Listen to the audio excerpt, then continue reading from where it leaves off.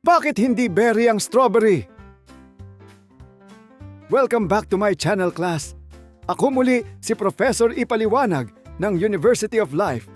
At sa episode na ito, pag-uusapan natin kung bakit sa kabila ng itsura, pangalan at panlilinlang nito, hindi berry ang strawberry.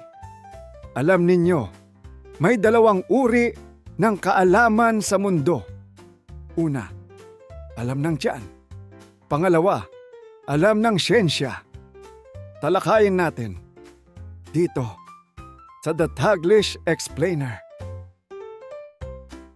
Ang topic na ito ay mula kay Gundam 747. Salamat sa suggestion mo. Sa tiyan natin, simple lang ang rules. Maliit, matamis, may seeds. Berry yan. Pero sa botany, ang agham ng halaman, walang pakialam ang siyensya sa feelings mo, sa cravings mo, o sa childhood memories mo. Sa botany, may rules. At hindi ito bahala na si Lord System. Hindi ito parang berry naman logic. Para matawag na true berry, kailangan nitong pumasa sa very strict requirements. Ayon sa definisyon, ang berry ay isang prutas na nabuo mula sa ovary ng bulaklak. Ang mga tunay na berry ay may tatlong layer. Una, exocarp o balat. Pangalawa, mesocarp o malahman na layer.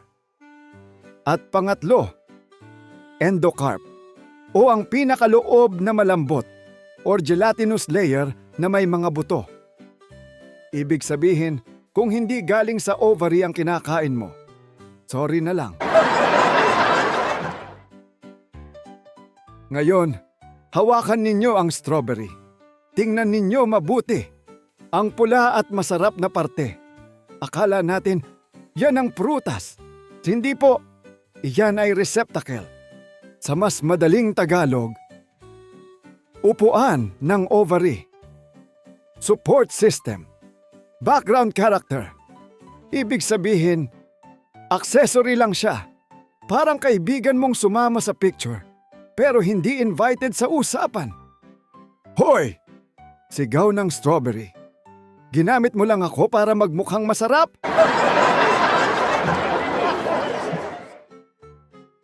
Oo, medyo ganon. Ang tunay na prutas ng strawberry ay wala sa loob, nasa labas.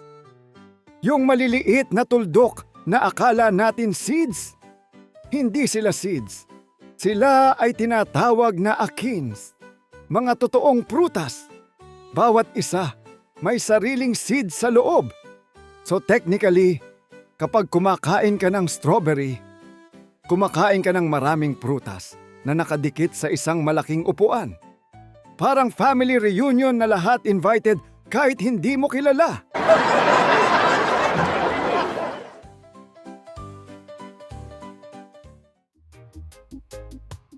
At dahil dyan, ang strawberry ay hindi berry. Ito ay isang aggregate fruit. Aggregate, ibig sabihin, pinagsama-sama. Maraming maliliit na prutas, nagsiksikan sa iisang structure. Parang group project na lahat may ambag, pero walang malinaw na leader. At dito na pumapasok ang plot twist na sumira sa maraming childhoods. Kung naguguluhan kayo, huwag kayong mahiya. Ako nga, noong unang beses kong nalaman to, napaupo ako sa sulok at napaisip sa lahat ng maling desisyon ko sa buhay.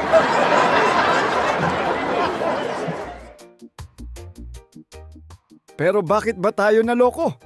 Simple lang. Dahil ang language ay gawa ng tao. Ang botany, gawa ng kalikasan. Hindi mali ang tawagin mong berry, ang strawberry sa palengke.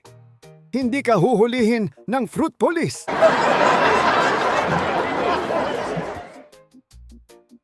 Pero sa exam sa school, automatic -1 point.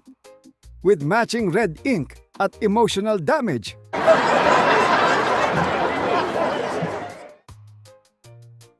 At dito, pumapasok ang mas malaking aral ng strawberry. Hindi lahat ng pangalan ay nagsasabi ng buong katotohanan. Hindi lahat ng nakasanayan ay scientifically accurate at hindi lahat ng mukhang berry. Pero huwag kayong mag-alala. Hindi nababawasan ang sarap ng strawberry dahil lang hindi siya berry. Hindi siya maglalasang less valid. Hindi siya iiyak sa ref kapag nalaman niya ang katotohanan. So class, ulitin natin. Ang strawberry ay hindi itinuturing na true berry sa botany dahil hindi ito nabubuo mula sa iisang ovary ng bulaklak. Ang makatas na pulang bahagi na kinakain natin ay hindi talaga ang bunga. Isa lamang itong pinalaking receptacle o bahagi ng bulaklak na sumusuporta sa mga tunay na bunga. Ang maliliit na butil na nakikita ninyo sa labas, na akala ng marami ay mga buto lang, ay tinatawag na akins at bawat isa sa kanila ay isang tunay na prutas. Dahil pinagsama-sama ang maraming maliliit na prutas sa iisang bulaklak, ang strawberry ay tinatawag na aggregate fruit, hindi true berry. Ngayon, ano ang lesson of the day? Maraming bagay sa mundo ang inaakala nating kilala na natin dahil sa ating mga kinamulatan at nakasanayan. Minsan cute, minsan masarap, minsan kumbinsidong-kumbinsido na tayo. Pero kapag napatanong tayo, bakit nga ba? Doon pumapasok ang siyensya.